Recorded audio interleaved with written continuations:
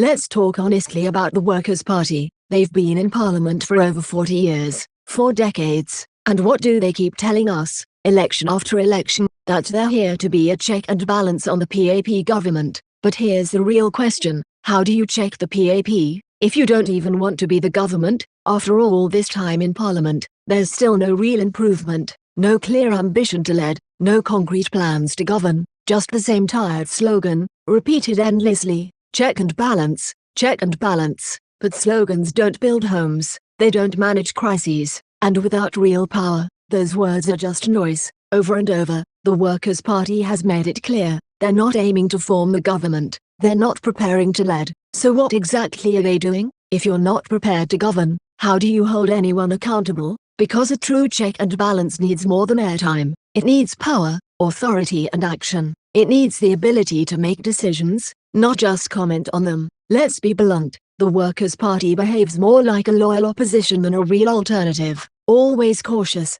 always calculative, never challenging the status quo head-on. It's almost as if they're more interested in coexisting with the PAP than competing with them. Is that what we want from an opposition? Someone who critiques, but never competes, who comments, but never commits? That's not leadership, that's politics without risk. And frankly, Singapore deserves better. And here's something we must all think about seriously: when you vote for the Workers' Party, you're not just choosing an alternative voice, you may actually be diverting precious talent from an already limited pool, away from those who are truly willing to take responsibility and lead Singapore forward. In a country as small and as complex as ours, leadership talent is rare and valuable. We can't afford to place that talent in the hands of those who don't even want to form the government. And in today's fast-changing global landscape, with rising geopolitical tensions, economic uncertainty, and shifting power dynamics, we simply cannot afford to have a parliament filled with politicians who sit on the fence. We need a party that is ready to make bold decisions,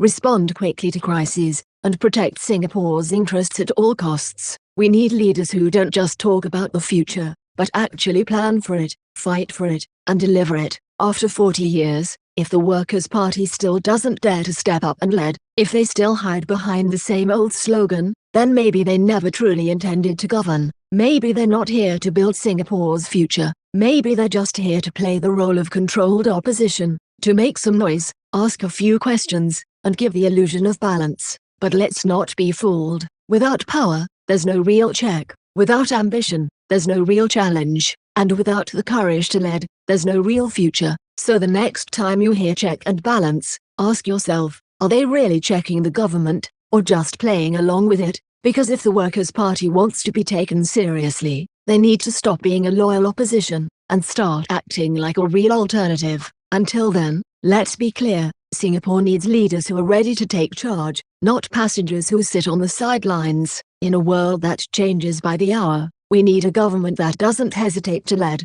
a government that acts, protects, and leads. Vote other opposition or PAP.